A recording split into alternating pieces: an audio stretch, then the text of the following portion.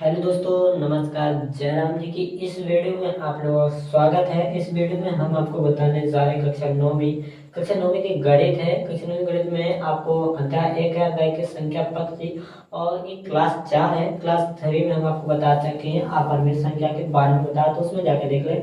अब हम आपको इस बुक के उदाहरण लाइन से क्वेश्चन करवाएंगे, क्रम से करवाते चलेंगे, तो ठीक है। हर क्वेश्चन में हम आपको बताएंगे, अच्छे से अच्छी जानकारी देने का, अच्छे से आपको उसका उत्तर देने की कोशिश करेंगे। अगर आपको वीडियो पसंद आए तो कमेंट जरूर आपको बताना है, कमेंट सेक्शन में जरूर बताना आपको कैसा लगा वीडियो, ठीक है। तो यहाँ पर उदाहरण एक प्रश्न था, पहला था, नीचे दिए गए कथन सत्य या असत्य है, कारण के साथ अपना उत्तर देना, ठीक है। कारण भी बताने क्या सत्य है, क्यों असत्य है, तो ठीक है। तो इधर देखो, पहला क्वेश्चन उन्होंने किया है, उन्हें करो प्रत्येक पूर्ण संख्या एक प्राकृतिक संख्या होती है। तो भैया पहले आपको पता होना चाहिए पूर्ण संख्या प्राकृतिक संख्या क्या होती है। तो यहाँ पर हम आपको पूर्ण संख्या के बारे में थोड़ी समझा दें। प्रत्येक पूर्ण संख्या कहाँ, पूर्ण संख्या की हम एक पहले का संख्या रेखा बना ले। तो भैया जब पूर्ण संख्या की हमने यहाँ पर खींच दी, पूर्ण संख्या कहाँ से, 0 से चालू होती, 1 से 2 3 4 5 6 7 और ये भाई अनंत तक जाती है, ठीक है। 0 से लेकर प्लस अनंत तक, ठीक है, पूर्ण संख्या। अब भाई प्राकृत संख्या क्या होती है, ये भी हम आपको बता रहे हैं। प्राकृत की ऐसी संख्या रेखा के खींच लें, और प्राकृतिक 1 से चालू होती, 1 2 3 4 5 6 7 8 और ये भी भाई प्लस अनंत तक जाएंगे, ठीक है। प्राकृतिक संख्या कैसी, ऐसी संख्या जो 1 से चालू होकर अनंत तक जा रहे हैं, तो वे कहा प्राकृतिक एक जो। और पूर्ण संख्या ऐसी होती है जो 0 से चालू होकर अनंत तक जा रहा पूर्ण संख्या। अब अपना क्वेश्चन था प्रत्येक पूर्ण संख्या। भाई प्रत्येक पूर्ण संख्या, उन्होंने कहा था प्रत्येक पूर्ण संख्या, तो प्रत्येक पूर्ण संख्या एक प्राकृतिक संख्या होती है। तो भैया प्रत्येक पूर्ण संख्या जितने 0 से लेकर अनंत तक पूरी संख्या प्राकृतिक संख्या होती है। अब भाई प्राकृतिक संख्या में तो भाई 0 शामिल नहीं है। अब भैया 0 आ जाए तो 0 तो भैया पूर्ण संख्या पूर्ण है, लेकिन 0 तो प्राकृतिक कहलाएगा नहीं। तो 0 तो काय में शामिल हो, पूर्ण में, ठीक है। प्राकृतिक में कहीं 0 आता है, नहीं आता। तो उनने कहा था प्रत्येक पूर्ण संख्या एक प्राकृतिक संख्या होती है, नहीं होती है। कैसे 0 और तो सब, अगर इसमें 0 ना हो तो सब प्रत्येक पूर्ण हो जाती, सब प्राकृतिक। अगर इसमें अगर 0 ना होता तो सभी पूर्ण संख्या क्या होती, प्राकृत होती। 0 खास छोड़ के बस सभी प्राकृत होती। तो भैया इसमें 0 हाँ छोड़ के कारण लग देने, कथन में कार्य दो, तब लिख दो असत्य और असत्य। और कारण क्यों की लिख दे, कारण में क्या लिख दो तुम, कारण में क्या लिख दो, हमने कही थी असत्य कारण के साथ अपना उत्तर दीजिए। कारण में क्या बता दो, प्रत्येक पूर्ण संख्या जिस शून्य का है प्राकृतिक संख्या नहीं होती है, शून्य प्राकृत संख्या नहीं होता है, जो तुम्हारा। अब शून्य प्राकृतिक संख्या नहीं होता है, इसलिए कहा है असत्य है। अगर शून्य प्राकृतिक हो तो भैया जो कहा तो सत्य कथन दो। अब तुम्हें देख रहा हो भैया, हमने कहा तो हम तो कुछ कह नहीं रहे। इन्हें कहा था प्रत्येक पूर्ण संख्या, भैया प्रत्येक की जैसे 1 2 पूरी सभी जितनी हुए हैं सबरी प्रत्येक पूर्ण संख्या एक प्राकृतिक संख्या होती है।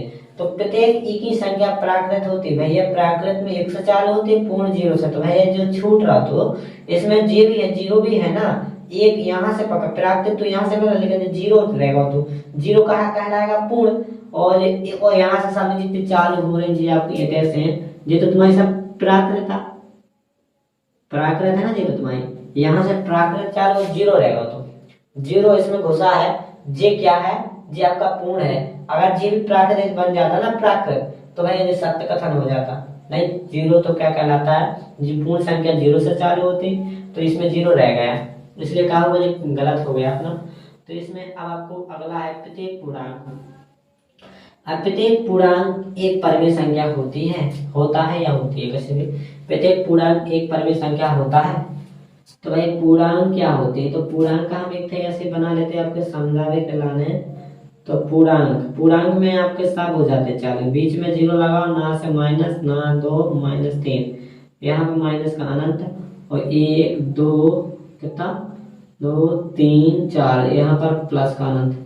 पूर्णांक ऐसी संख्या होती है जो माइनस अनंत से लेकर प्लस अनंत तक जाती, जिसे आप पूर्णांक कहलाते हैं। जितनी माइनस प्लस की संख्या होती उसमें ऐसी संख्या जिनमें धनात्मक ऋणात्मक शून्य संख्या सभी शामिल होती है, उन्हें पूर्णांक कहते हैं। ठीक है, अब अपरमेय परमेय संख्या क्या होती है, तो भाई परमेय भी अपन को जानना होती है। परमेय ऐसी संख्या होती है जिन्हें p बटे q के रूप में लिखा जाता है, कि मतलब p बटे q के रूप में होता है। p और q का पूर्णांक भैया एन से मिलकर बनती है भाई, बस बटे के रूप में होना चाहिए। तो हमने बोला था प्रत्येक पूर्णांक परमेय संख्या होती है। हम अब कोई भी पूर्णांक लेना दो ले लेते, तब का एक हम p बटे q के रूप में लिख सका, जो तो भैया परमेय संख्या कहलाएगी, क्योंकि बटे में तो हमेशा एक ही रहता। तो भैया ये तो सब परमेय है, प्रत्येक पूर्णांक परमेय है। जितने भी पूर्णांक है सब रन के बटे में क्या करता है, एक एक सब रन के बटे में एक एक रन है। तो जी भैया कहा हो जे कंडीशन एक में अप्लाई करा था, सब कार्य परमेय बन जाए।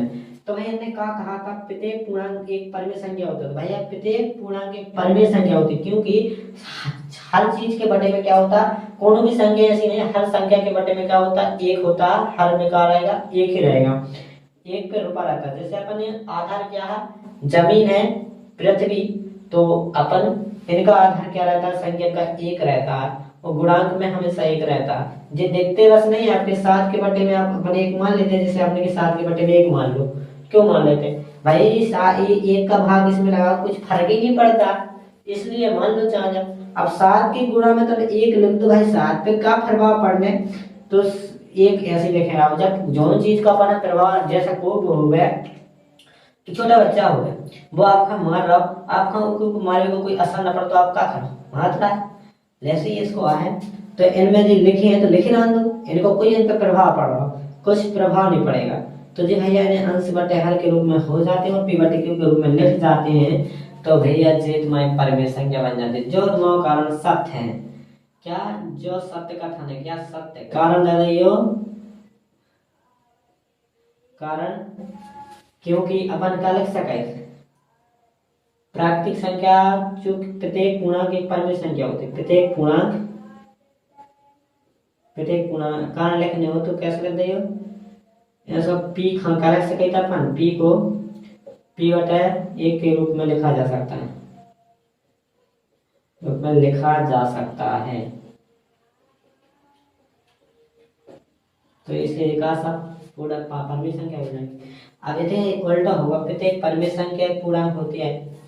अब प्रत्येक परमेय संख्या ऐसा थोड़ी हो सकता है, परमेय संख्या तो है कछु, तो परमेय संख्या 7/2, तो जी भैया 7/2 है, जितना परमेय संख्या तो आएगा, पूर्णांक कहाँ से हो जाएगा। अब 7/2 तो तुम्हारी परमेय संख्या, अब नहीं खत्म कहोगे जब पूर्णांक है नहीं।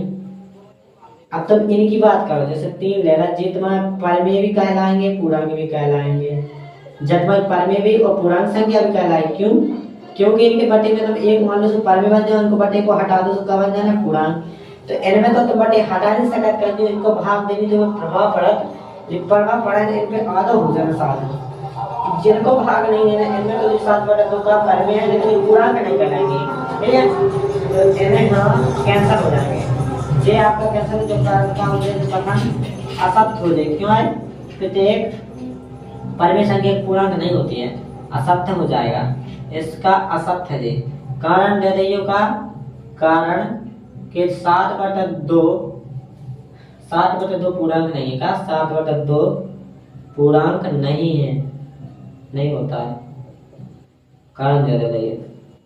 देखते हैं 7/2 पूर्णांक नहीं होता, 4 अंश संख्या लेते हैं 7/2 पूर्णांक नहीं होता है, ठीक है। p बटे q के रूप की संख्या पूर्णांक नहीं होती, 4 ऐसा लिख दो।